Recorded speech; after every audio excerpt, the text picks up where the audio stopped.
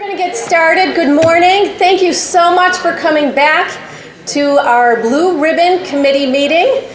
It seems like we were just here in June a second ago. My name is Erica Schoff. I'm the Director of CTE at Utica City School District. Please stand and join me for the pledge. I pledge allegiance to the flag of the United States of America and to the republic for which it stands, one nation, under God, indivisible, with liberty and justice for all. It truly is great seeing all of you in the same room. Michelle Hall and I get the pleasure of working almost with all of you on a weekly, some of you a daily basis. So we really appreciate seeing you, especially those of you who mostly are in the Zoom. We're seeing your face in person today, and that's always really nice to see the partners. We truly could not do this work without you. The people in this room are so important. Our Board of Education, our administration, our Acting Superintendent, Dr. Davis, our chiefs who are here today, it is truly their support that allows us to do this great work. We have many gains since we last met in June. Over the last several months, we were very busy, and today we're really excited to show you the progress that we've made. If you haven't seen the renderings outside in the hallway, that's just a little sneak peek of what's to come, so we're very excited for that. At this time, please join me in welcoming to the podium our Acting Superintendent, Dr. Kathleen Davis.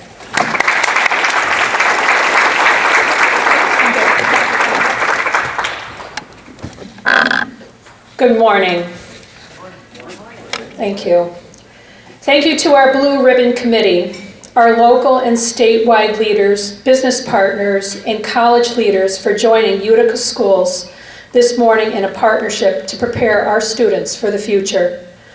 There are two inspiring leaders in this room that have spent hours preparing for today and have made the expansion of our CTE program a reality. Please join me in thanking Erica Schoff and Michelle Hill.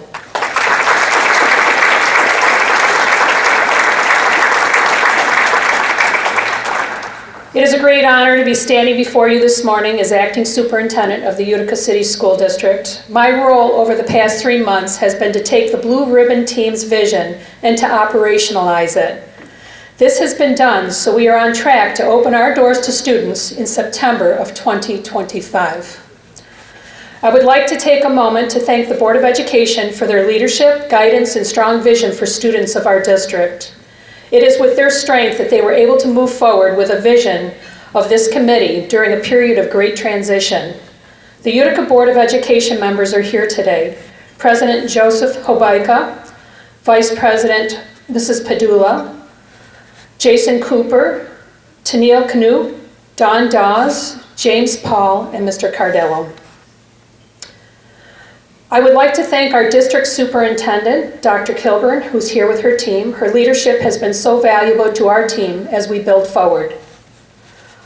A warm welcome to our governmental representatives that are here today. Sean Coletta, Oneida County Executive's Office, Anthony Picenti, Senator Schumer's representative, Josh Perlman, Utica Mayor Palmieri, Assemblywoman Buttonshaw, Patrick O'Brien from Senator Griffo's office, Assemblyman Brian Miller, Isabella Moo and Jamie Foss from Senator Gillibrand's office, John Salka from Congressman Williams' office. Thank you to our partners from the State Education Department that are here today, Amy Cox, Brittany Kitterman, Mike Woods, Tanner Thompson, Ray G. Martino, and Jennifer Pyle from the Big Five. We are here today because graduation is not enough. Every student needs to be college and career ready. We need to commit to each child as a community. We need to connect with our partners to build opportunities for each child. We need to challenge each other as we plan forward so we shift from good to great. Change the mindset of what can be possible for students. I look out into the audience today and I see so much talent, care, and expertise in this room. Phil Jackson once said, "The strength of each team is the individual members, and the strength of each member is the team." The Blue Ribbon team is creating great opportunities for our students in Utica City Schools and in the region.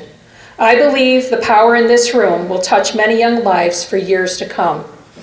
A special thank you to all of you for being here today as we prepare for the reveal of the new pathways for the CTE program. At this time, I would like to introduce Mr. Joseph Hobika to come up and say a few words. Thank you.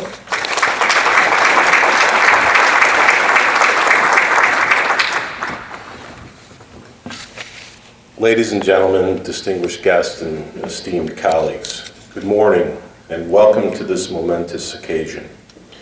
Today we stand on the precipice of a new era for the Utica City School District, a district that is evolving with the times, embracing change and adapting to the needs of our student and our community. I'm deeply honored to stand before you today, not just as the President of the Board of Education, but as a witness to the incredible work and unwavering dedication that has brought us to this pivotal moment. The future we are envisioning for our program was not achieved overnight. It's the culmination of tireless effort, meticulous planning, and a shared commitment to our students' success. I want to take a moment to express our heartfelt gratitude. First and foremost, I extend my sincere thanks to Superintendent Dr. Davis, whose leadership and vision have been guiding lights on this transformative journey. Her unwavering commitment to our students and their future has been instrumental in shaping the direction of our district.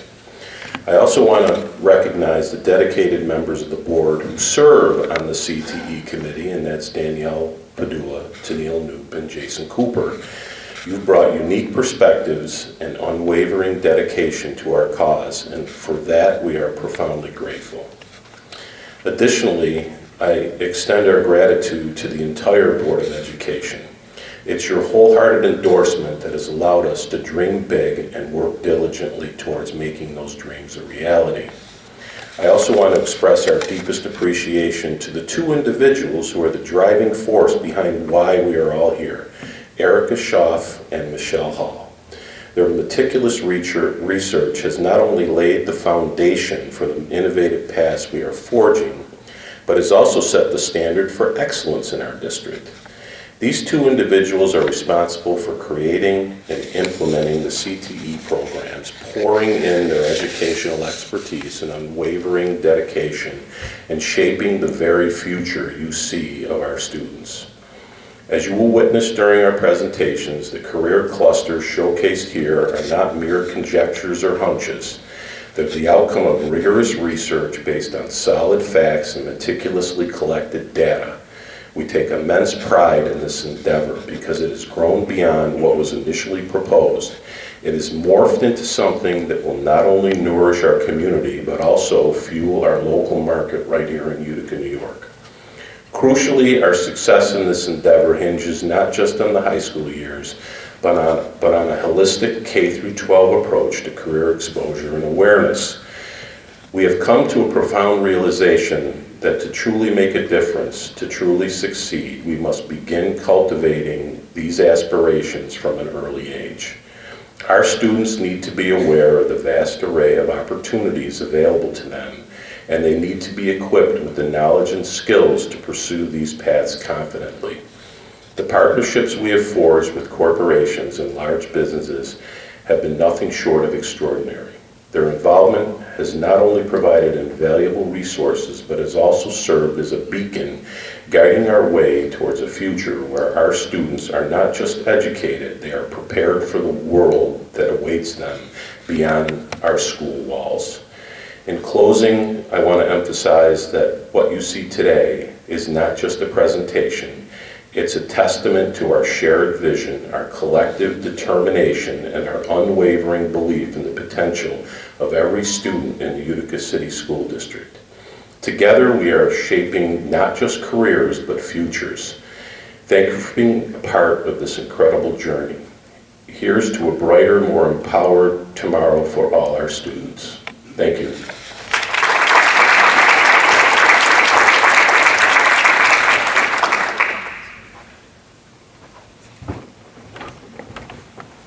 Thank you, Mr. Hobika and Dr. Davis. So I began my administrative career at OHM BOCES. Michelle Hall did as well. And it's a place that allowed us as leaders in the education world to really break barriers, push boundaries, and it's really fun to see some of the disruptors who joined us in our former roles in this room today. Rick Short, Tim Thomas, Amy Cox. I mean, these are the people when we would say, well, we've always done it this way, but how can we make it better? How can we do something that's so different? How can we bring something to kids that they need, even though it's never been done before? And so in coming to Utica now, we serve a population of close to 10,000 students. It's really exciting to continue that work with a lot of our old friends who are in the room today. And the partnership with OHM BOCES also allows us to do that. We have 2 career specialists who are working with us in our high school, middle school, and elementary students to create that exposure, awareness, and that authentic learning through internships and job shadows. We utilize the partnerships through CTE at OHM BOCES. Mr. Hoover, the current principal, and Christina Warner, along with Shannon Becerra, their leadership team really helps us as we're building literally from the ground up these programs. And their administration. Dr. Kilburn and Mr. Hill have been so supportive, and that collaboration really is what's going to bring many opportunities to our students. So at this time, please join me in welcoming to the podium Dr. Kilburn, our District Superintendent for OHM BOCES.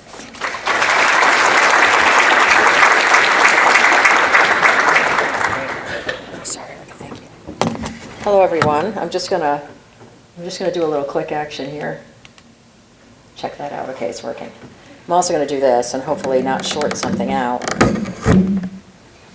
So I want to talk a little bit today from the State Education Department perspective. So I'll start by just sharing a little bit about who I am. So I'm a district superintendent, which means that I work for the State Education Department, and I'm the Commissioner's of Education's agent in the field, which means that I support a region of the state and the public school districts within it, and I serve as the CEO of their educational cooperative called the BOCES, which Utica is a part of. But today, I'm not really wearing the BOCES hat so much, although, hey, super BOCES fan, go OHM BOCES. I'm wearing more of the state ed hat for this, because I want to help provide some context, and I've been asked to speak about an initiative that's ongoing across the state of New York, the Graduation Measures Initiative and the Blue Ribbon Commission, because we in education can't get enough of our blue ribbons. We love them. And this initiative was enacted by the Board of Regents, and it's really trying to focus across the state on what are we doing to assist children in gaining independence and agency through education in their post-secondary outcomes. So the state decided to kick off a graduation measures initiative. And my hope is that in about 5 minutes, I can walk us through what that process is. And I've pulled out the parts that really align to the work that everyone in this room is a part of on behalf of Utica. And that's that career and technical education aspect. So I'm not going to tell a story about a beach today. I'm going to walk us through some information. But I'm hoping to at least make it interesting and engaging as much as we can. So the Blue Ribbon Commission, so the Board of Regents who govern the state's education and support the Commissioner of Education, really wanted to look at this. So they built a way to engage the state and to get diverse stakeholder opinion input into what are we doing in education, especially at the secondary level. So what they did is they started a series of gatherings as a way to gain input from people all over the state of New York, basically with that question. Like, what is a high school education doing? Does it benefit children? How might it be improved? How is it tying to the post-secondary life? They also wanted stakeholder feedback throughout a process of design and development. So in addition to gatherings, the Board of Regents have asked that along the way as new learnings are developing, that those be posted and that there be thought exchanges, which is a survey tool, wherein people all across the state can give their opinions about the new understandings or essential ideas that are being developed along the way across numerous years of research and work. They established a committee called the Blue Ribbon Committee that I'm going to talk about in a second, and they also asked for research to be done by a technical assistance center who did a lot of research for the state, in terms of what seems to be working in education with post-secondary outcomes, what goes on in other states and what goes on in other countries, and there's a little bit to share about that. So the Board of Regents, with the Commissioner of Education, established the New York State Graduation Measures Blue Ribbon Commission. It's driven by a steering committee, and you can see that in addition to gathering input across the state, and then having those surveys that are going to be ongoing, the steering committee also works with two stakeholder committees, a parent advisory committee and a student advisory committee, and then two subcommittees. They convene regularly to kind of look at all the data that's coming in from the state and from the research, and they're going to make recommendations for the Board of Regents to consider. They're actually making their formal recommendations next week. So at this meeting, we're like 3 weeks down the road, we know what the Blue Ribbon Commission had to recommend. But the reality is there's been a pretty decent amount of transparency regarding feedback they have been receiving through all of the stakeholder input and surveys and in the research. So we can begin to glean and understand what's out there, what is that committee looking at, and how does it coalesce with what we're trying to achieve. So these were the goals of the Blue Ribbon Commission. In short term, they're trying to understand kind of what's going on in education and what the obstacles are, and then they generated thought exchanges, which I explained. And in the long term, they're making these recommendations. So they're looking at measures of learning and achievement. They want to make sure it's suiting the diverse populations of New York students, and they want to know how that's tying into indicators for college career and civic life. So one of the first things that we do when we consider what we're trying to help students achieve is we consider a portrait of a graduate. What are the essential skills, traits, knowledge, understandings that we want our children to have when they leave high school? So you'll see here, a presentation to the Board of Regents in April 2023, and by the way, I did not create these slides, that's why they're all sourced, because they're coming from these different presentations. This was part of the discussion. Skills for post-secondary success, what does that look like? So this is what the Board of Regents was talking about last April. Critical thinking and problem solving skills, there's no surprises there. Initial experiences with career exploration that would lead to an understanding of career pathways and the knowledge, skills, and education and training needed, which is exactly the work that's going on here. When we look at literacy, computer and digital literacy, information literacy, writing and editing skills, social and emotional skills, we hear this a lot when we engage with employers. There's probably employers in this room who are like, yep, you hear this a lot. Ability to work independently, self-manage, time on tasks, ability to understand conflicting points of view. If we can't understand that that's an essential skill today, we're in trouble, right? We all need that. Strong academic preparation and core subjects, and understanding of the importance of civic engagement and service to the community. Now, that also goes further, right? You have to bring that all the way down into the kindergarten grades. And this is called a variety of things. Sometimes this would be called soft skills. Sometimes you'll hear these things termed as professional or power skills. In schools, people might talk to you about how it also can tie into character education. And this was part of the presentation in April to the Board of Regents. And these are the skills that are really being called for in the post-secondary world, I would say within the school world too, that you'd want to build up with children from kindergarten through grade 12. And as part of that presentation, there were all these different tables of different quote-unquote power or professional skills, and they showed how over time the need for particular skills wanes while other ones come to the fore, and this is the most recent research. So that's working well with others, personal leadership, adaptability, accountability, and information technology. But the working well with others is really interesting that comes up as a much needed skill in the workplace right now, in that maybe people are coming out of schools without the ability to do that so much. I personally question whether or not that has to do with the fact that so many of our children, sometimes even myself, spend more time on cell phones than we do engaging with other people, but who knows? And this was the research. So this was the tie-in of some of the skills, and this was the research. So in addition to the feedback from the field, the Board of Regents reached out to a technical assistance center that supports New York State, Connecticut, and Rhode Island to do significant research. And here are some key points from the research that was presented to the Board of Regents, and this is also being shared with the Blue Ribbon Commission, has been. So whenever I'm getting that research right out of the reports, you'll see the source information at the top. You can access all of it on the State Education Department website. Just Google Blue Ribbon Commission. So I pulled from the report that was done, was extensive. They did a review of literature, and then they did a synthesis. So they looked at all of the literature that's out there, and they looked at different states that were chosen, and then they looked at international practices, and they did a synthesis and analysis, and came up with several findings. I pulled the ones that relate to the work here. So alternate pathways to graduation can mitigate negative impacts of exit exams for some students. So not every child, and I think we probably all know this in the room, responds best to a traditional exam. So one of the calls is to reconsider how we test, but also to provide different ways for children to access outcomes like a diploma than having to take a test. So it might be career and technical sequences or courses, as an example. Another key finding was that early college experiences and advanced coursework were associated with higher student achievement, college enrollment, and college graduation, and additional experience in high schools, such as filling out FAFSA forms, improved college going among students.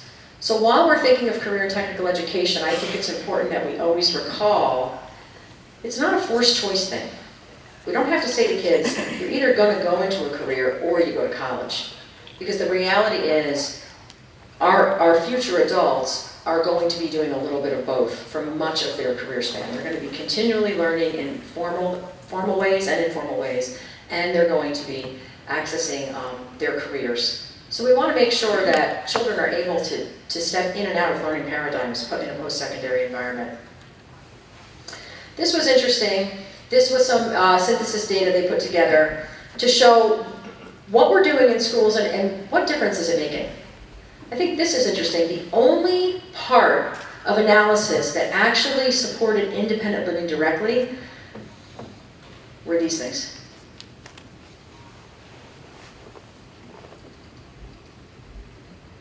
And if we look over here, there's quite a few things that support college enrollment. Sorry, I'm walking in front of this, but so if you look here, the robust and rigorous curriculum, additional experiences, math, college prep and optional coursework help with college and career. When you start to move down and you look at employment, that's optional coursework that makes the difference. So, and you can see how optional coursework plays a powerful role across the entire paradigm. I'm going to move out of the light again, sorry. I'm in the light. Step away from the light. So as part of this research for the Blue Ribbon Commission, they were also asked to look at states that align somewhat with New York in different ways. So it was California, Florida, Indiana, Massachusetts, New Jersey, Ohio, Pennsylvania, and that was based on demographic similarity to New York, the diverse populations and the reputations for high performance in selected areas. And in terms of countries, they looked at countries for examples of practices and policy: Canada, Germany, England, and Switzerland. So in the state reviews, it's interesting to note that all 7 states reviewed provided pathways to graduation, an increased focus on career planning, and increased personalization rather than more traditional one-size-fits-all approach. But check out the connections to the work we're doing over here. Look at work-based learning in CTE, 34 states are immersed in this work.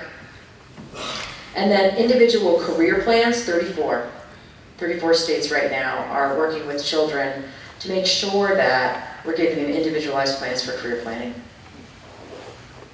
You can see some other things up there that are interesting: consumer civics education, consumer education, and financial literacy. But those 2 really stood out to me for obvious reasons. And then when they looked at international reviews, it was interesting. In Germany and Switzerland, employers are seen as critical and invested in training for youth. For example, they pay to support the training of students. I think this is something certainly in public education in our country and here in New York that isn't always the case. You know, we really have situations where children can come through the entire K-12 system and never encounter a workplace at all, right? And we've seen probably in somewhat in our personal lives, we probably know people or have friends or ourselves, where we've had children who may never have been exposed to a college environment. They graduate, they go to college, and what happens? Right, they don't succeed, even though academically they might have been well prepared, because there's so much navigation to post-secondary life that goes beyond the course or the credit, right? And we have to get kids ready by integrating those experiences much sooner. And we need our career partners for that, and I think that's an area where the support of everyone in this room and this region is actually well suited to this. This area of the state does a really good job of reaching out and supporting each other with agencies and industry and businesses. So I think that's where we have some rich soil, and I can see it right in this room. I know you probably weren't expecting to come here and be described as rich soil, but you're rich and you're soil. You're looking really good to the gardener. Now over in BC, British Columbia, I love this, that career development is highly prioritized to carry the Skills for Jobs blueprint. But the whole point of it, the whole reason they do that, is to expand hands-on learning in the classroom, to increase the number of dual credit programs available, integrating high school and college at the same time, and to advocate for partnerships between school districts and industries. So we have to remember too, that while we're focused on the post-secondary outcomes for our students, we want them to succeed, thrive after high school, we also want to make sure they get through high school and not just get through it, right? Really be immersed in it.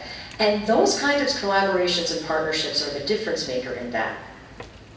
So, I told you how the Blue Ribbon Commission, in addition to the research, in addition to the gatherings, in addition to their own meetings, they're pulling these monthly thought exchanges in. So I went through the thought exchanges and I picked just two simple, one example of this, to show you how it ties in. So they put out thought exchanges, these are surveys, between December 22 and April 23, based on questions in these 5 areas. And you can see some major themes that came up for that particular question, which talked about the foundational skills. Do you remember those, were those hexagons or octagons that were up on that one screen that had like, self-awareness was one, right? So they put that out there and talked about those foundational skills like time management and collaboration are shown to prepare students for school, college, career, civic engagement, and life, and are priorities of the business world. How can these be fostered and encouraged? So this went out to anyone in the state who wanted to participate. 1,300 people did. And they provided 750 thoughts. That means some people came in thoughtless, doesn't it? And they have to start. So what happens is you go into the survey, you may contribute a thought, you may just read other thoughts. It's like lurking, but you know, in a survey. And what you're supposed to do is star the thoughts that really resonate with you. So the more stars a particular thought gets really allows us to understand that data better and what really the priority data would be. So there were 18,000 ratings. So though only 1,300 people came in, they had a lot that they liked, that they starred. And you can see some focus, project-based learning, moving away from traditional test taking, and an emphasis on the arts was promoted. But take a look at project-based learning coming right in after the arts. What I find so interesting about that is project-based learning might be widely known in this room, but it's really not widely known across the state. You know, you talk to a lot of parents about project-based learning, they're thinking it's making a diorama for a kid in 2nd grade. So the fact that that concept got that much feedback tells me a lot about its relevancy to people who are participating in these surveys. So these are the advisory committees. If I go back, I won't, because I won't make you sick by flashing through all the slides, but the Blue Ribbon Commission had a steering committee with, and there was like a green circle here and an orange circle here on the diagram. Those were the stakeholder advisory committees. A parent and a student committee, you can see the data up there. They were asked to look at these 5 indicators also. And here's just one example of something that really came through for CTE. And that was looking at, again, a theme coming out of a thought exchange. And you see where it says star scores? And these had the highest star scores, so the highest thought contributions. were on internships and employment. That when they're trying to think about what we're trying to do to earn credit or earn coursework, they want to see this. Internships and employment, flexibility, that makes sense. Look at the third one, trades and CTE. So if you look, 2 out of those top 3 are really speaking to the same concept. Career readiness, career experiences, right? And flexibility in that. That goes back to the alternate pathways, not just one way to get to a high school diploma. Please provide pathways for the students, they need it. I know I wanted it. I went to a rural high school and it killed me. Like, we just didn't have a lot of choice in courses. And I would have loved to have been able to find a pathway that would have suited me better and probably would have saved me about, 3 years of additional college I took because I studied every ology there was before I chose my major. But this I loved, and I want to leave us here. When students see the connections of their courses to their futures, they're more inclined to see the relevance of school. Everything comes down to this. We can build the greatest models for children to learn from, but they're only as effective as the children who engage in those models. If the children don't engage, it's not effective. But when you can make it hands-on, project-based, and career-infused, now you've got something people see as relevant, and that matters. I'm done. Thank you so much for your time.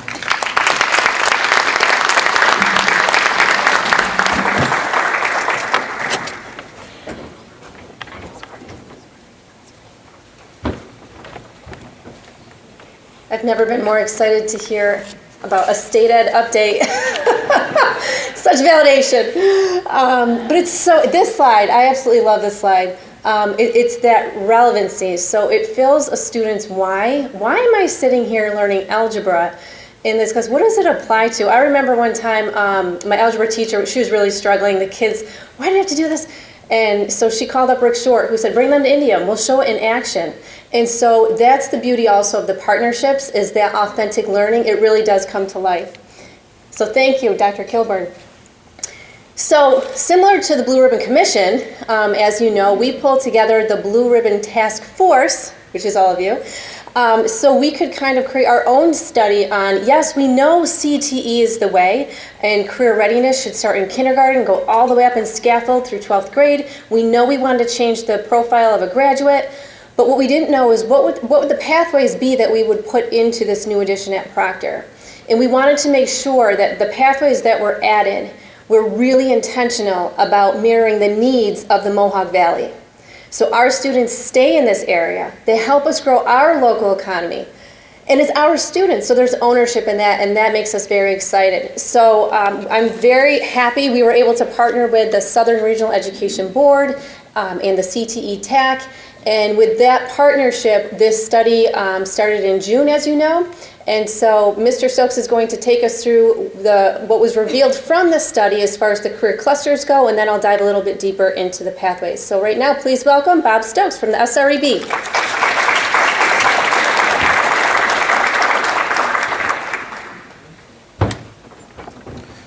Good morning once again. It is good to be back in Utica, New York. One of the things that was tasked to me and my team was to be an impartial third party for this study. And I've got to be honest, I kind of failed on that impartiality piece, because the more I dug into what you folks are doing here in Utica, the more proud I got for you folks. This is a great, growing and thriving community, and you definitely have something to be proud of.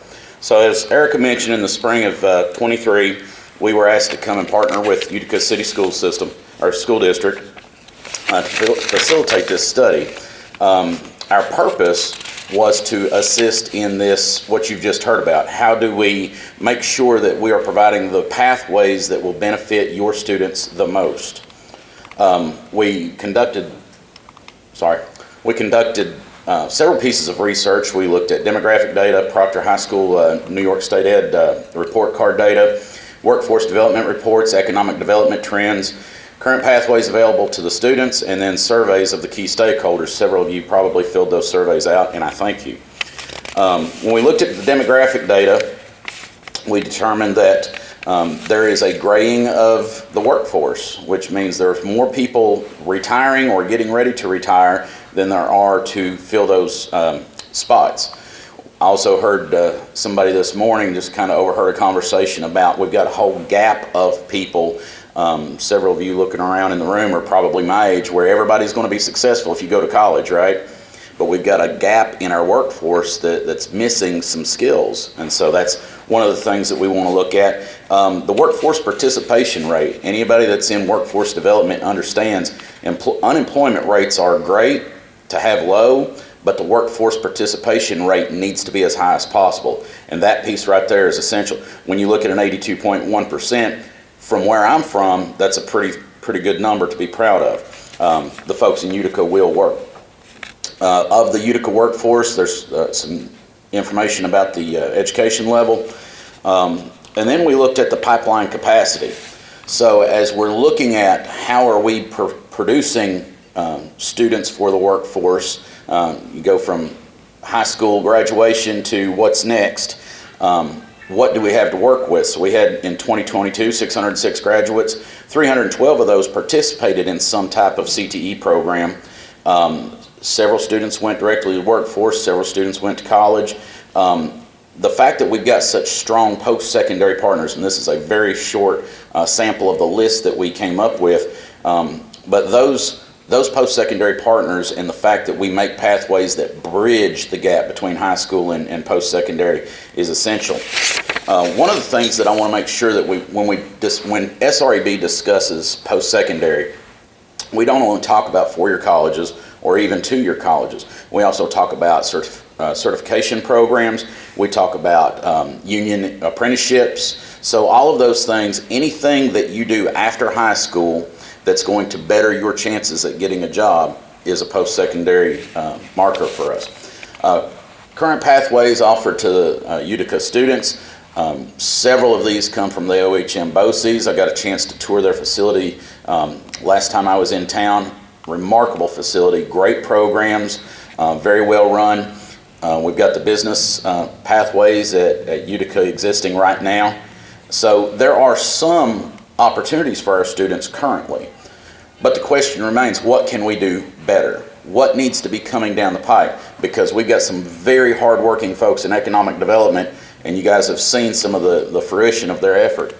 The current workforce distribution shows that we've got a lot of workers in healthcare, educational services, retail trade, manufacturing, and then accommodations and food service.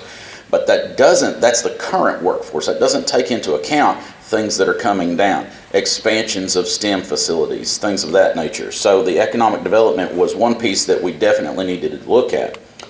When we looked at survey data, this was a compilation of everything that you folks responded to, and then when we looked at, all right, these are the folks that know what's going on in Utica, we looked at the economic development, and we were like, okay, this makes sense now. Even the Department of Labor in their Bureau of Labor and Statistics will mention that any of those numbers that you see, and I don't know how many data nerds are out there, but all of those numbers that we look at are just for the existing job and projections based on the existing jobs. They don't take into account $2 billion worth of economic development capital outlay. So that's one of the things that we want to make sure. So the survey data helped us bring together the career clusters that we thought would benefit Utica the most, starting with STEM, the skilled trades, education, manufacturing, health science, and information technology. And so again, I go back to the story behind the top 6. The STEM, manufacturing, and IT clusters are all part of this economic boom that is coming in Utica, or has come in Utica. And then when you look at the other side, you've got skilled trades, education, and healthcare. When you bring lots of workers into the Utica area, or you make sure all of the workers that you're producing in Utica stay in Utica, you're going to need houses and schools and healthcare. So those things also will be needed and are a cluster that we recommend. Of the recommendations, we talk about more availability of CTE programs for your students. We talked in the report about $2 billion worth of investment again. increased demand for a skilled workforce in the technical, healthcare, and trades fields. That speaks to that conversation I overheard this morning. We need workers, right? Where are they coming from? Unless we cross-train existing workforce, they need to come from our schools. Workforce development data indicates a transition from an older to a younger workforce in the greater Mohawk Valley. Not only do creating pathways in these recommended clusters, not only is that an important thing, but we also look at supporting projects. And so we have partnered with Utica City School District to work with K-8 teachers, and how do you incorporate career awareness into existing courses. Again, it's been mentioned a couple of times before today, how does learning this algebra affect me in the future? And by painting that picture of here's what Utica has to offer, if you want to go work at Wolfspeed, then you need to know some algebra, I would imagine, right? If you want to work at Indium, same thing. You're going to have some science and math under your belt to be able to perform in those jobs. We're also working on creating curricula for middle school CTE, pre-CTE courses in the areas of agri-tech, health professions, trades, and advanced manufacturing. So as Erica mentioned, you can see the full report on the QR code at the bottom of your placemat. And I want to thank you all once again for allowing me to come and partner with Utica. Thank you.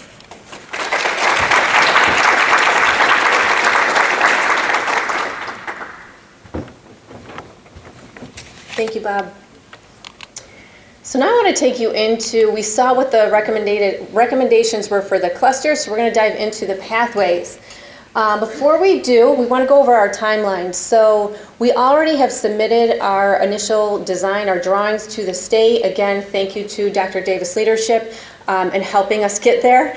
And so if you look at this timeline, as far as our building construction goes, we hope to be shovel ready by the spring, so doors can open in September of 2025. And I know that sounds like a long time from now, but it gives me agita every night when I think of the programming.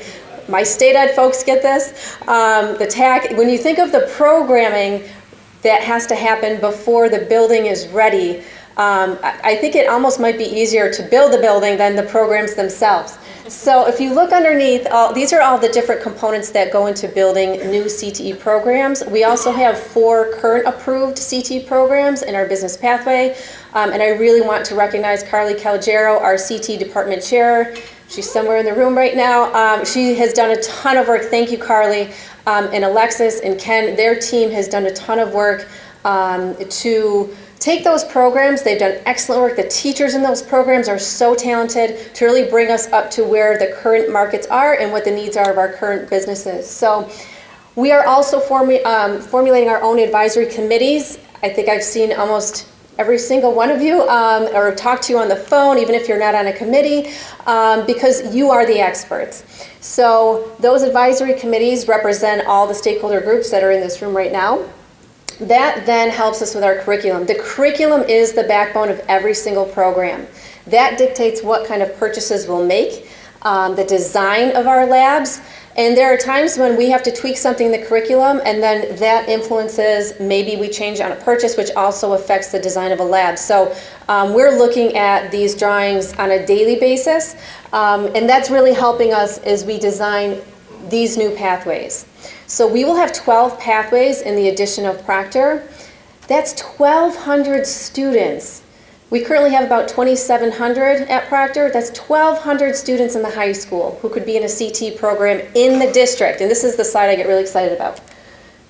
However, if you look at this K-12 approach, so again, we're working with the SRAB on the K-8 training with staff. We are implementing STEM kits this week, and I'll talk about that a little later, in coding carts. Middle school, we're diving deeper with curriculum. Our FACS and tech teachers have been awesome in helping us develop 10-week modules at the 7th grade level as well as the 8th grade level. But when they go as a 9th grader, soon to be 9th grader, at the end of 8th grade, when you look at all of the options they have, because of our partnership with OHM BOCES, there's over 50 choices a student has to go into a pathway that will expose them to a career, and sometimes they may learn what they don't want to become, and that's okay too, but they have options. Dr. Kilburn said where she went to school, there weren't many choices. Our students have so many choices. And the exciting thing too is that each of these pathways, you'll see there's different grade levels. They're all very unique, these programs. CTE is different than P-TECH, that is different than MyTech, and even Proctor offerings. Although a student may not be in an approved CTE program, we are still dedicated to career awareness and readiness across the district. So it doesn't exclude kids who might not be in an approved CTE program. So I am a carpenter's daughter. I had a great bowl cut and I wore my tool belt the first 4 years of my life. You could not get that thing off of me. And then I went to kindergarten and I kept saying, I'm going to be a carpenter like my dad. He built our home. I admire my dad's hard work and how it provided. I have 3 sisters for a family of 6. And then I went to school and it was, well, girls are teachers. And so all of a sudden my thought shifted. And so I was going to be a teacher at that point. And so, you know, I don't know if you've ever met Zivin Drake. Zivin, if you're in the room, if you could just wave a minute. I love hearing her say how she can drive bulldozers around some of the guys that she works with. Again, breaking barriers. But all of these pathways and this work we're doing, when you think about a student making these decisions, they don't know what they don't know. And so the exposure of the partners, especially when I think about the skilled trades, there's so much growth in our region. In all of these different fields, but especially in the skilled trades, when I call Al and I say, Al, we need some people, we need representation on our advisory committee for our electricity program. And then Al says, well, you know, it also would fit with your electric vehicle auto program. And so it's just, again, those partnerships helping us grow these programs so students can know what they know before making these important decisions. It truly is helpful, and we are so, so grateful. So another pillar, another leader in our community, please join me in welcoming Al Marzullo from IBEW 43.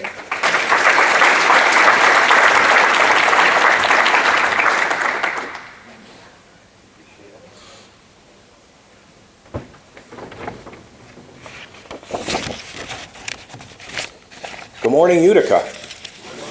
Come on, we can do way better than that. It's what? It's not even 9:30 yet. Good morning, Utica. Good morning. There we go.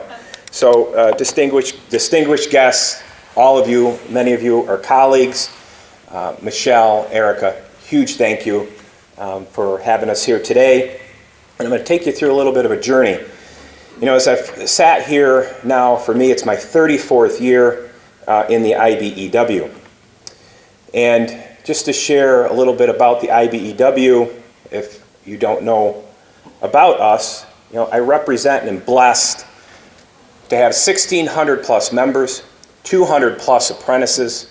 We cover 11 different counties, and we're growing. And the whole concept in education is an enormous piece for the building trades, and especially for the IBEW. We have been preaching this from the rooftop for decades, not just years, decades. And the paradigm shift in education, that nonlinear approach, authentic learning, is nothing new to us. We haven't done a very good job, in my opinion, at communicating that. So today, my hope is that if I can use this clicker the right way, that I can do that. I think. Let's see, that way. Okay, so NABTU, the North American Building Trades Union. As I introduce this concept to you, here we are. Want to know about the best kept secret in America in higher education? It is 100%, in our opinion, the building trades. When you take a look at the building trades registered apprenticeship programs, here's a little bit about them. Registered apprenticeship programs, learn by doing. Studies show that learning by doing is the most effective way to acquire and retain knowledge and skills. Registered apprenticeship equals mentorship by experienced craft workers. Nothing like the human touch when it comes to learning. Apprentices work directly with and learn from skilled craft persons with low student to instructor ratios. All of you that are instructors in the room. Low student to instructor ratio. Registered apprenticeship equals earn while you learn. I've heard this concept coined. Let me tell you where it came from originally. It came from the IBEW and then all of the building trades. Earn while you learn. Earn good wages while learning is skilled, making apprenticeship attractive to everyone. And there is no, I emphasize no, tuition or fee to the apprenticeship.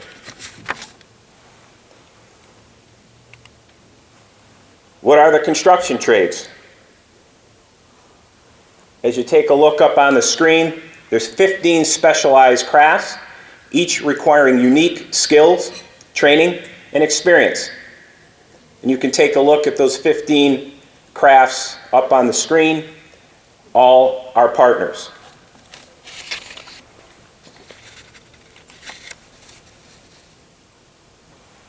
How do registered apprenticeship programs work?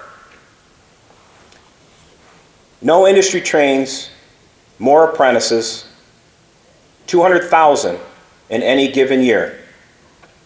About 2/3 of all regular apprenticeship programs in the United States, 15,000 in New York State. No industry invests more money in apprenticeship education, nearly $2 billion annually. Building trade registered apprenticeship programs are partnerships between the building trades and their signatory contractor partners. Apprenticeship includes learning on the job and classroom instruction, 1,650 joint apprenticeship training committees across the U.S., 126 across New York State. Building trades RAs, registered apprenticeship programs, meet the highest standard for training, pay, non-discrimination, and health and safety set by the U.S. DOL or state apprenticeship agencies.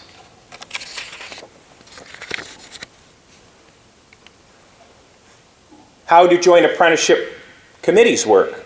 Well, as you take a look at the screen, and I think this is the pointer, here you can take a look and see. Joint labor management. What an idea. Partnership between labor and management. Apprenticeship training committees, joint apprenticeship training committees established by a CBA. CBA is a collective bargaining agreement. As you take a look here, you're looking at apprenticeship trust, which is equal representation from both parties, plus a tiebreaker. You've got the craft union on one side, contractors on another, and in between all of that is the training director and his staff, all in and around the collective bargaining agreement.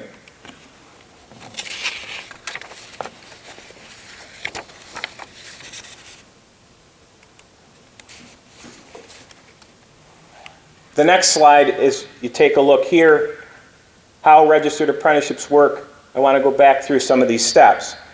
Each construction trade operates its own apprenticeship.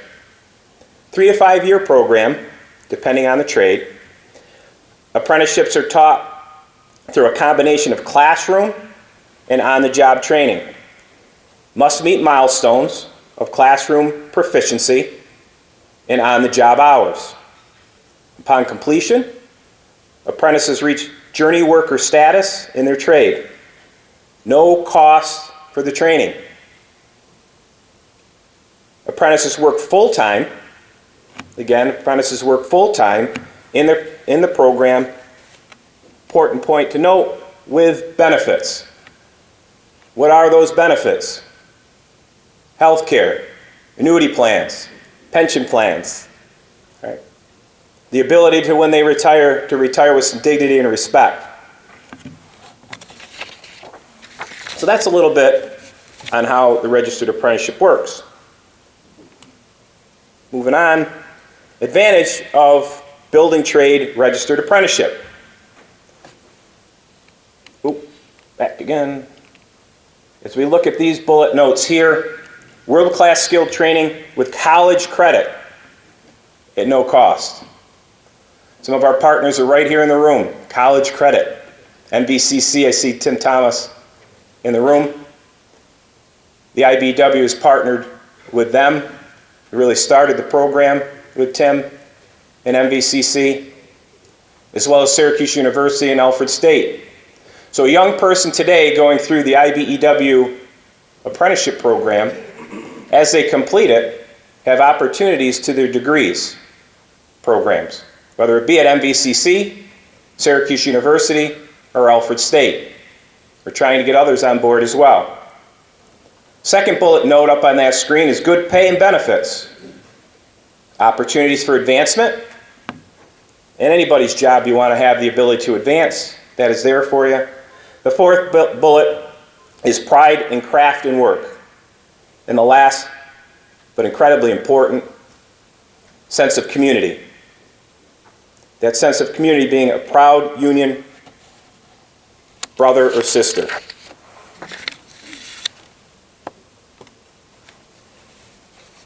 And speaking of those good pay and benefits, the pay is above most other entry-level jobs. The pay is above non-union construction, middle-class wages and benefits, regular pay increases for apprentices who successfully complete their training. The benefits, healthcare, pension, college credits. So here, as we read, in no debt when the apprentice completes their training. Again, I'll highlight that one again for all of us in the room. No debt. Absolutely none.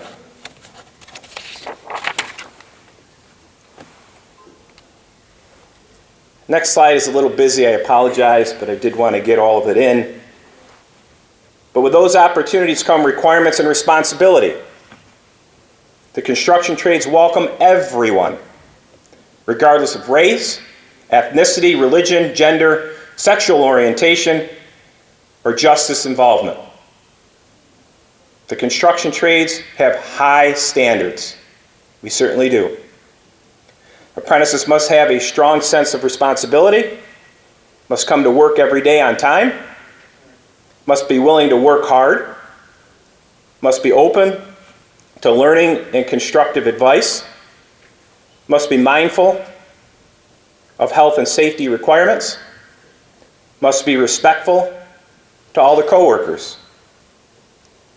Other requirements for apprenticeship: you have to be at least 18 years of age, actually 17 to apply, 18 to go to work, possess a high school diploma and or GED, have a driver's license or reliable transportation, be able to pass a drug test, and requirements can vary amongst the trades.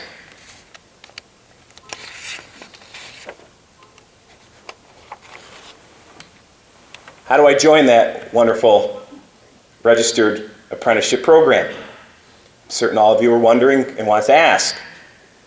Registered trade in your area, you really want to select the trade of your interest, the student. They can contact the training director of that trade in your area for applications and dates of requirement. I can openly tell you for the IBEW, it's a rolling application every month. Every month. And we take approximately 500 plus applicants every year to get into our program. The other piece I'd share with any applicant is to prepare a portfolio with certifications and other related documents. Schedule that interview with your local apprenticeship director or enrollment committee. You're going to take an entrance exam, which is basic math and basic reading, which many of us in this room, we've partnered on enhancing that. This typical involvement, again, is something that is unique within the trades.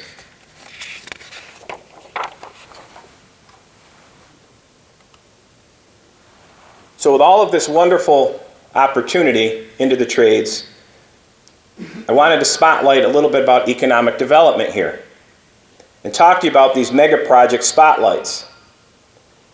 And since I've done the slideshow presentation, there are others that have come up.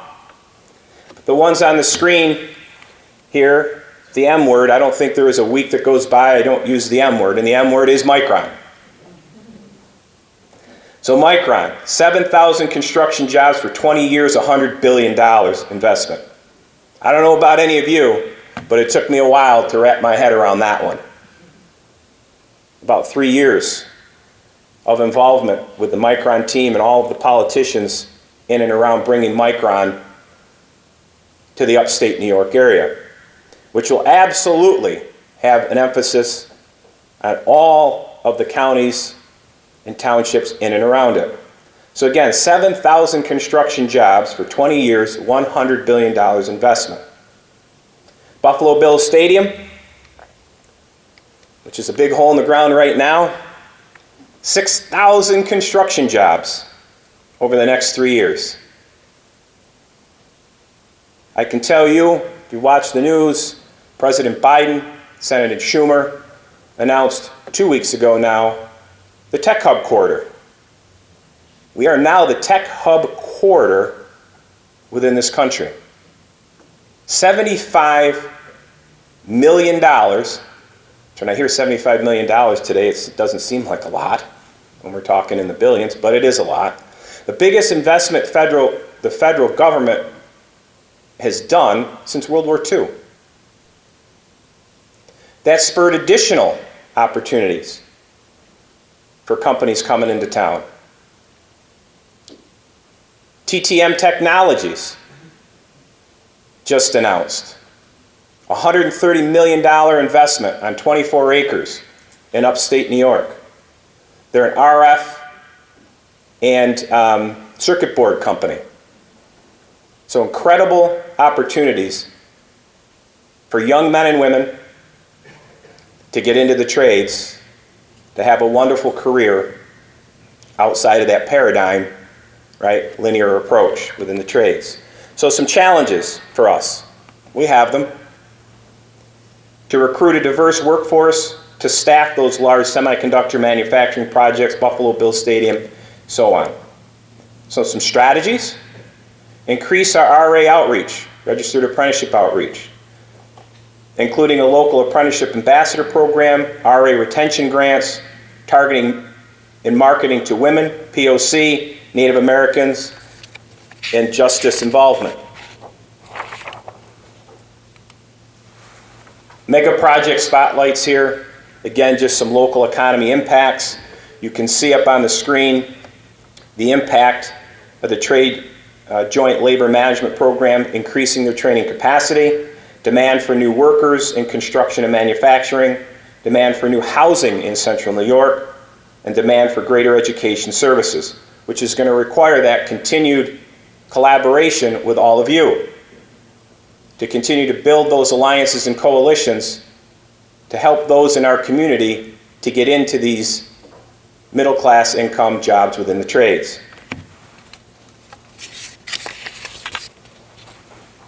So APRs, the Apprenticeship Readiness Programs, ladder to the middle class. NABTU, the North American Building Trade Union, also sponsors comprehensive apprenticeship readiness training programs throughout the U.S. These programs provide a gateway for local residents, focusing on women, people of color, transition veterans, and the justice involvement to gain access to the building trades registered apprenticeship programs.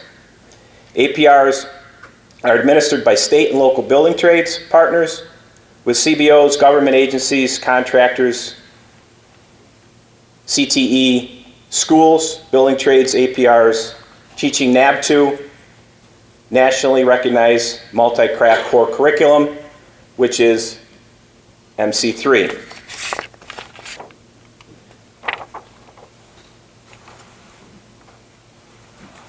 How to build trade APRs work? How do they work? Apprenticeship readiness programs are sponsored by the state and local councils. As we shared, workforce development boards, community colleges, and secondary schools. APRs prepare men and women for successful entry into those trades.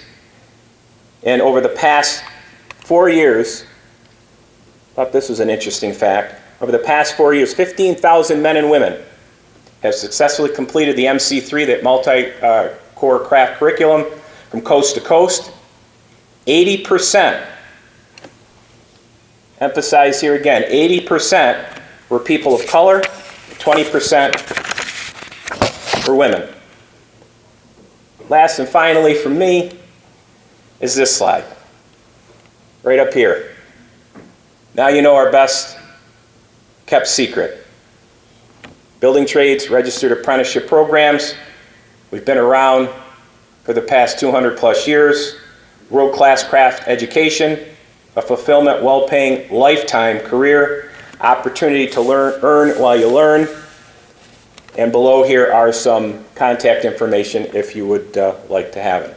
I'll be around the room if you'd like to speak later on about it. Erica, thanks for having me. Thank you all for listening. It's been a pleasure.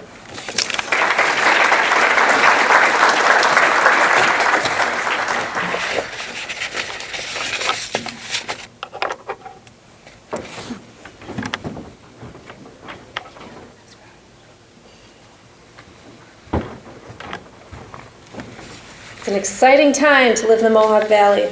And Al, I think you're also partnering with Turning Stone. Is that right? Yep. So there's a lot going on around here. And again, that's all economic development, which is a great segue into our next presenter's presentation. I started working with Tim Fitzgerald back in 2015. He's a true partner to the K-12 area of this work, and he has connected us with business partners. He has a pulse on everything that is growing in his community, along with ED.D. So at this time, please welcome Tim Fitzgerald, Vice President for Economic Development for Mohawk Valley EDGE.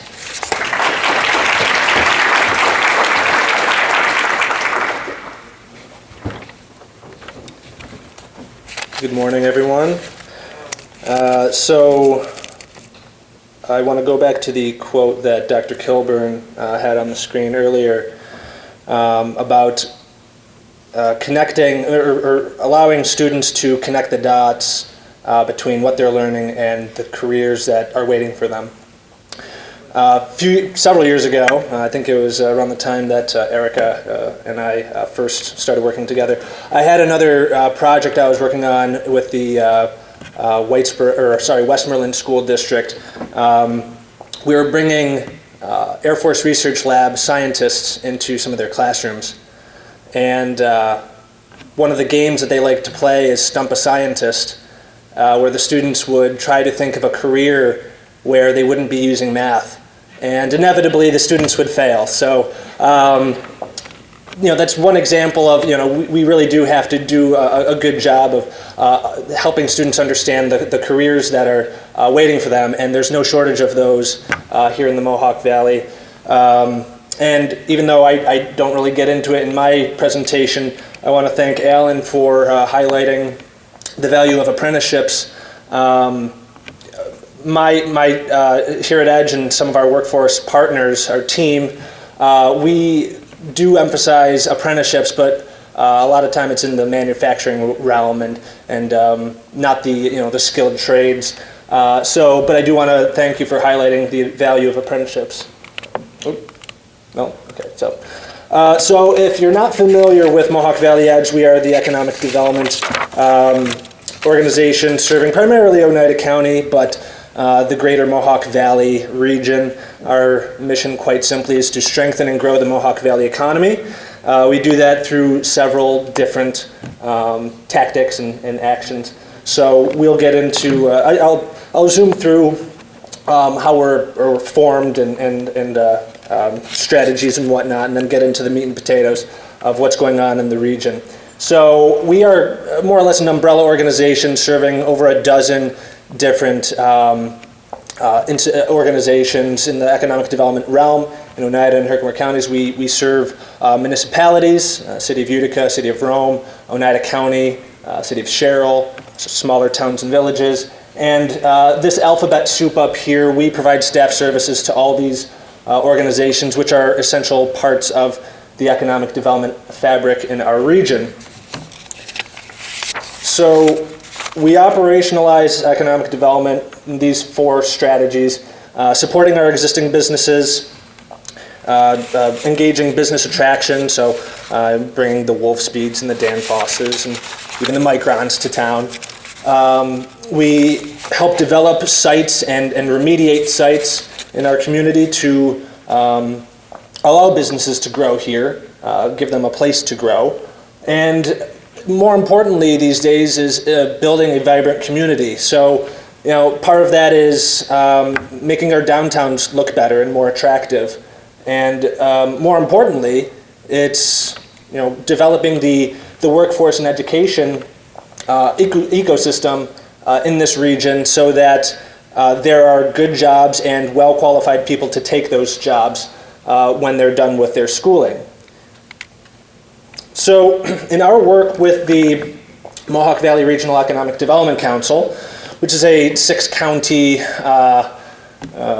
group that the regional councils were established by Governor Cuomo, and it's kind of the state way of implementing economic development.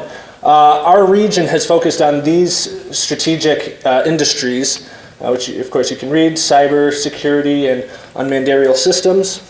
STEM-intensive industries, specifically advanced electronics and advanced manufacturing, agribusinesses, giving nod to our roots as an agricultural community, and tourism. There's no shortage of tourism assets in the greater Mohawk Valley region, so making sure that those employers and that industry in general is thriving as well. So you've seen some numbers thrown out there over the last several presentations about all the good things happening in this community. So since 2019, about $2.5 billion worth of economic development, either underway or completed. So for a frame of reference, the gross domestic product of the greater Mohawk Valley region, it's about 19 or $20 billion on a given year. So to have this amount of investment in such a short amount of time is really a massive shot in the arm for this community.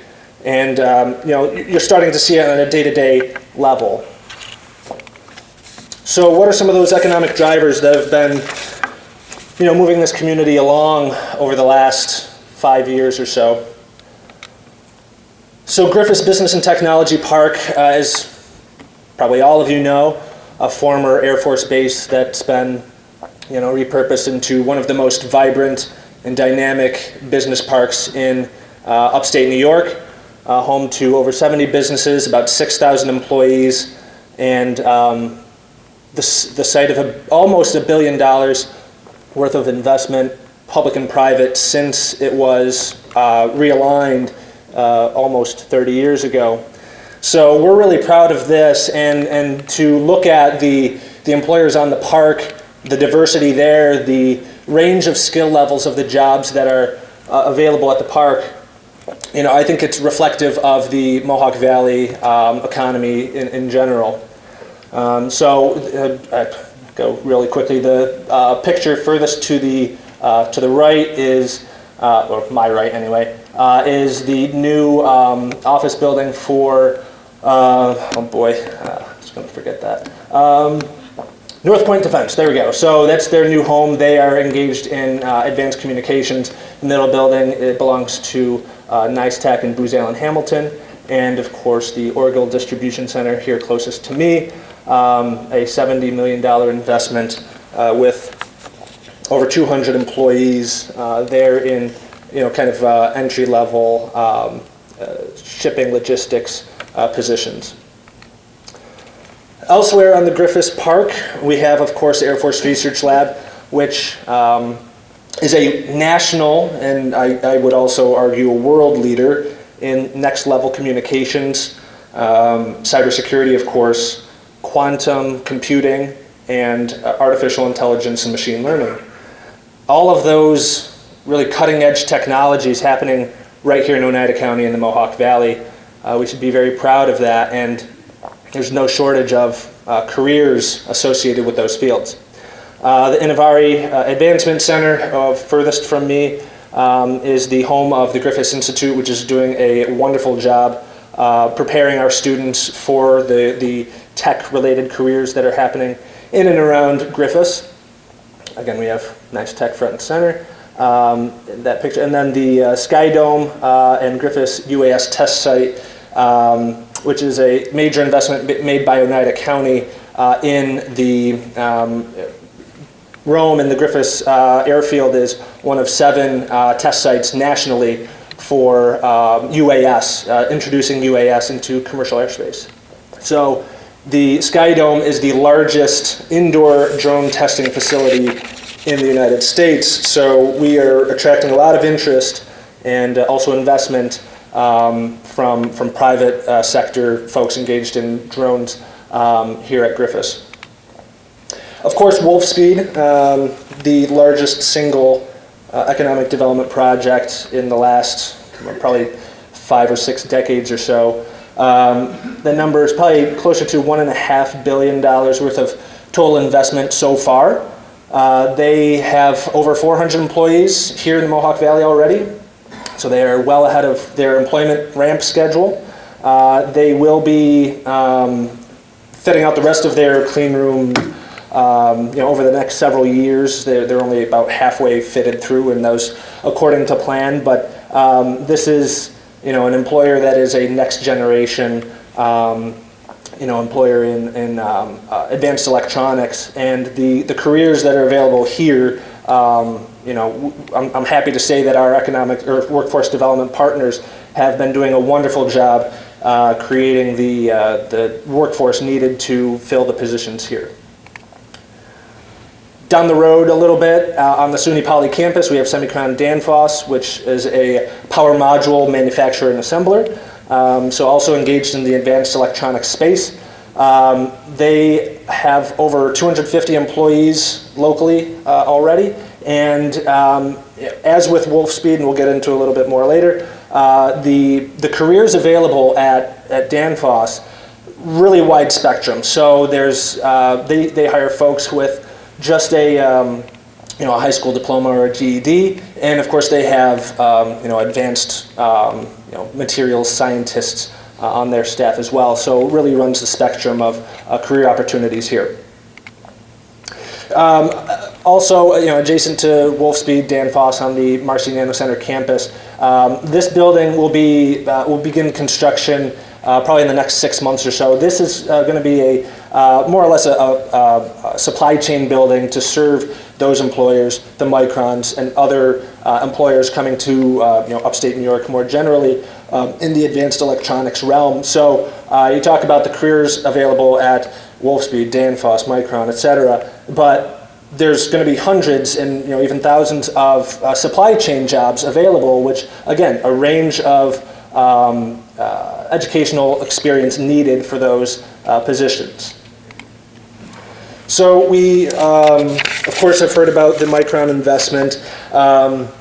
Really, I don't have a habit of reading from slides, hopefully, but the Utica Rome and Syracuse MSAs are attracting significant economic investments in technology-based economic development that is driving the region's economic resurgence. That's absolutely true. We're seeing it here in the Mohawk Valley already. The gears are turning in the Syracuse region with the Micron investment already.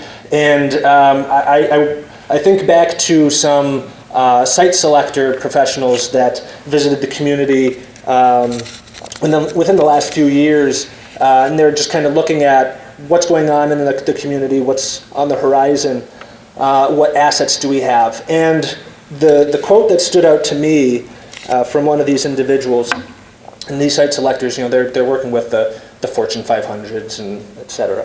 But what stood out to me, one of them said, this region is punching above its weight when it comes to technology. These two investments obviously highlight that, but go through the last several slides, and the amount of next level technology being developed and manufactured in this region, we really should be proud of it. And I trust that the Utica City School District, BOCES, and the other educational institutions are doing a fine job preparing our workforce for these careers. So those, Micron, Wolfspeed, Danfoss, part of the semiconductor and advanced electronics ecosystem across upstate New York. So obviously several big assets in the Albany area, and it extends all along the I-90 corridor to Buffalo, where you have Tesla and some other advanced electronics manufacturers there. And this is only growing. The groundwork has been laid. We've established ourselves nationally as a leader in advanced electronics, so the investments will continue to come. Alan mentioned that we are now part of a tech corridor through the Tech Hub initiative through the Department of Commerce. So this is another investment made at the federal level, here locally in our advanced electronics industries. So we're going to see some more investment on the research and development side. That will eventually lead to more employment opportunities and more private investment. Just really quickly, to our east, we have the Albany Nanotech campus right off of I-90. So this is the home of a couple thousand jobs, and really kind of what kick-started New York's investment and focus on advanced electronics and semiconductors. And up the road is in Malta is Global Foundries, home of over 3,000 employees, and one of the largest semiconductor foundries in the United States. Now, I would be very, very remiss if I did not acknowledge the investments taking place among our more established manufacturers in the region, because there's many, and they're extremely important because they employ thousands of people already. So we have Indium Corporation, of course, a homegrown company, a leader in technology here locally. New headquarters at the Woods Park Drive campus, but also has been making many investments in their Utica, Rome, and Clinton manufacturing sites. Chris Tech Wire, perhaps a well-kept secret in Rome, almost doubling the size of their building. They manufacture copper wire, and what they make goes into a lot of the solar arrays. So you talk about transitioning to a more green economy, and we have many employers locally that are part of that transition. So Chris Tech and their ability to ramp up and meet that need is very important. Fiber Instrument Sales recently completed a major expansion, and they are putting fiber into communities across the nation and across the world. So their ability to extend fiber to that last mile, those underserved communities that still need to participate in the digital economy. Their role in that is extremely important.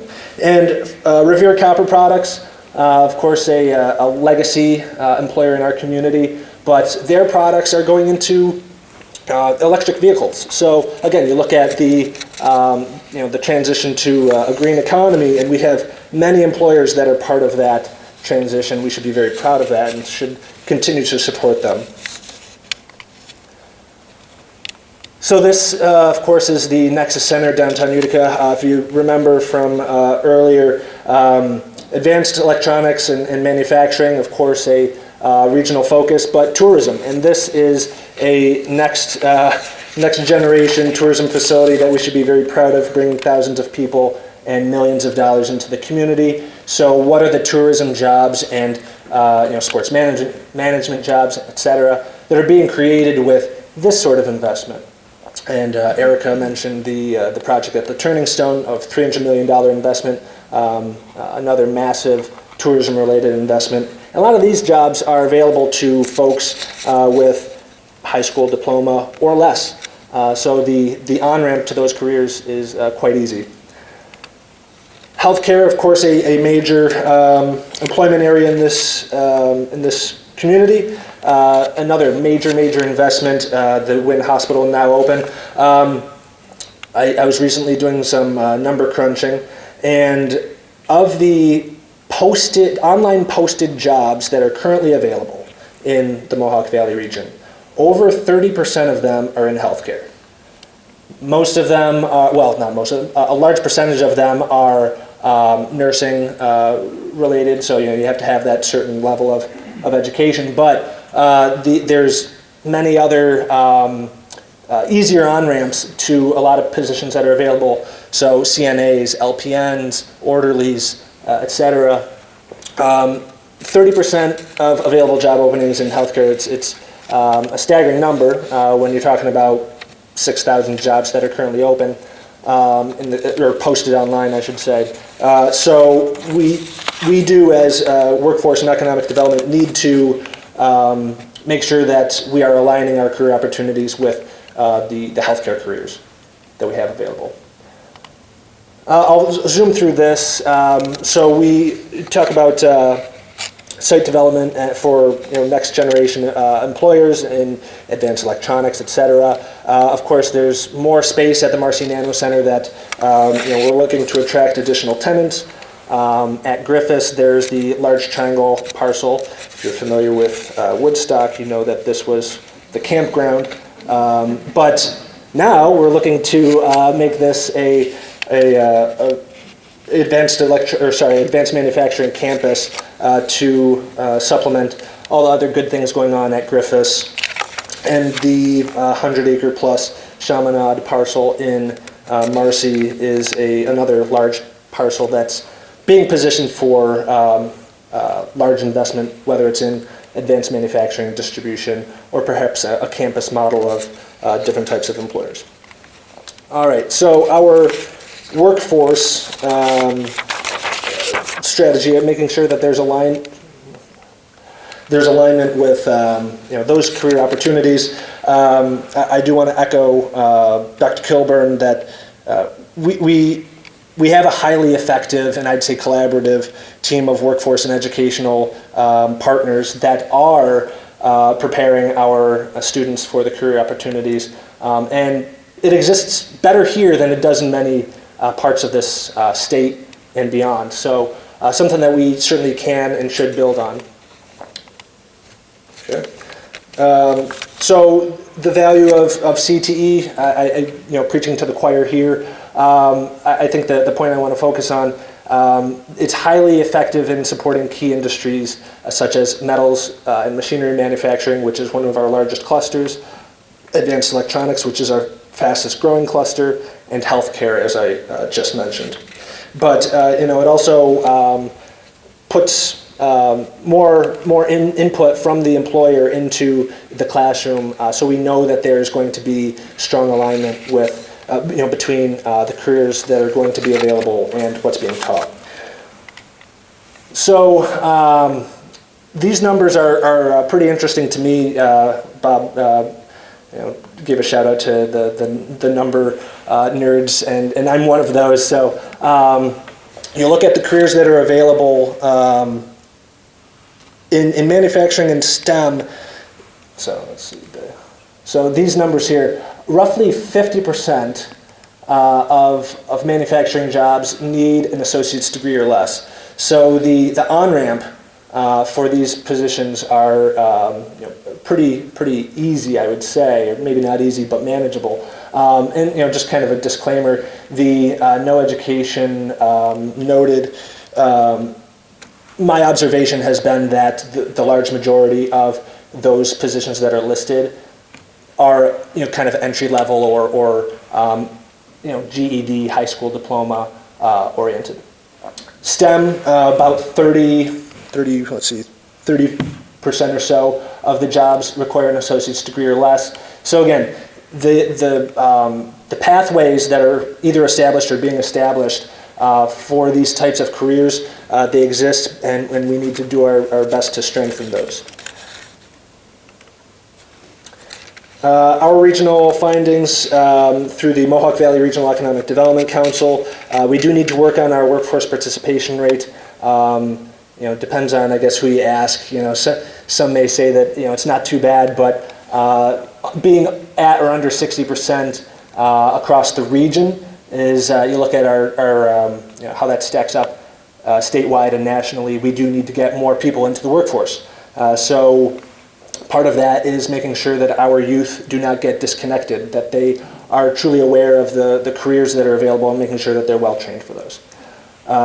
Missing career readiness, of course, the presenters have really touched on what's being done and what will be done with new programming to make sure that that problem is addressed. So I'll zoom through this. At the regional level, some strategies that are really being advanced, again, at the regional level, developing career awareness throughout our school districts, and expanding middle skills training programs. Micro-credentialing is increasingly important, and reimagining the educational ecosystem. We do need to build a career mindset, even at, as at the elementary level. So I'm glad to see that it's being operationalized at a local level at the school district and across many school districts in the region to advance this strategy. So this comes from Wolfspeed, and I just want to show it to highlight the range of career possibilities that exist at an employer like Wolfspeed. So with just a high school diploma, you can have a strong career as a manufacturing technician, and you can live on that. And there's, of course, off-ramps to to work up to an engineer, to advance to a higher level technician position. So what's being done at the high school level is extremely important to position these folks for all these other off-ramps to advance their career.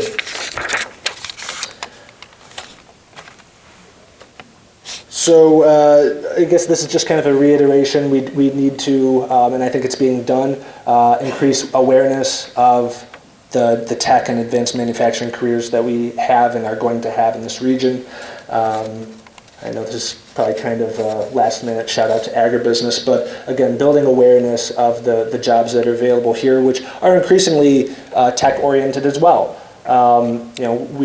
We have careers across the region, programs across the region preparing these students for those careers. So we need to keep advancing those.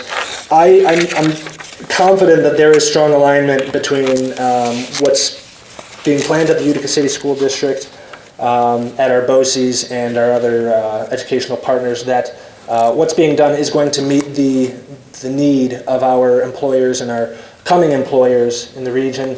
So I want to thank all those who are involved in advancing this plan and making sure that our students are career ready when they leave the halls of Proctor or wherever they're going to school. So thank you.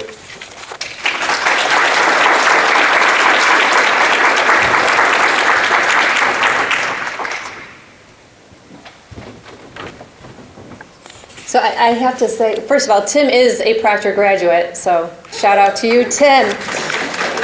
Thank you.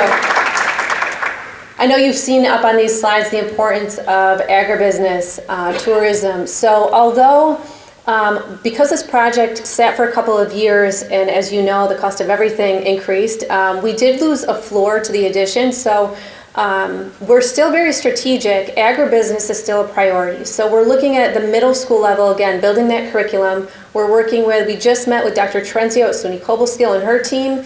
Anya, I think she's here today, and Darcy. We also are partnering with Cornell Cooperative. So if there are certain career pathways you don't see listed as an option right now at Proctor, it doesn't mean it's still not a priority. Also, those pathways, again, students are privy to the programs at BOCES. So if a student is really interested in agribusiness, BOCES has several offerings, or tourism, that they could then go into. And I love this image, Tim. I was hoping you'd get to that. This is so nice. All right. So it takes a valley, as you've heard today. I do also just want to go back to, we keep saying this has to start in kindergarten. It's a K-12 approach. So I want to acknowledge some of the partners in the room. Karen Burns, who created the ABCs of STEM kits that are being implemented. Thank you, Karen, at all of our elementary schools, all 10 buildings. We asked for sponsorship, not financial sponsorship, but of people's time. We want our students and their families, their parents, to know what is Wolfspeed. If a student wants to go there and be employed, what does it take to go there? So Giotto Enterprises, National Grid, Trenton Tech, Wolfspeed, and Indium have all partnered with our K-6 staff. And so we thank you for that. We have an event actually coming up in 2 days. I don't know why I did these two big things in 1 week. It's going to give me a heart attack, but we're very excited about our Women in Manufacturing Day. We're partnering with SUNY Poly, MACNY, Semicon Danfoss. So Kay Lindsay, thank you so much for your hard work in bringing that together. MACNY, Mike Frame, Taylor Hodge, and Amy Stage. They were the masterminds behind this, and although it came to us kind of recently, the team really helped pull together. And SUNY Poly, Andy Russell, Mike Carpenter, we're very excited to bring 100 girls to this event, grades 10 through 12 on Thursday. And again, our Utica staff, we could not do this without you, so thank you so much. Also, our partners, our community partners in the room. When we plan all of these events, it's really difficult to pull staff out of the building, so we're really utilizing the partnerships. So ICANN and Hillside, Dr. Washington, Jasenia Wright, thank you so much for also bringing your teams in so we can make these things happen for our students. And lastly, this is not the end. Don't worry, there's no more blue ribbon events, but our partnership, this is not the end of our partnership, so we will continue working with you and reaching out to you as we build these programs. And then once they're built, again, we have to make sure we're staying current. So the partnerships will go for as long as you'll answer my emails and phone calls. But truly, I do want to thank everyone who came today. Thank you for being a part of the legacy of career and technical education at Utica City School District. Thank you.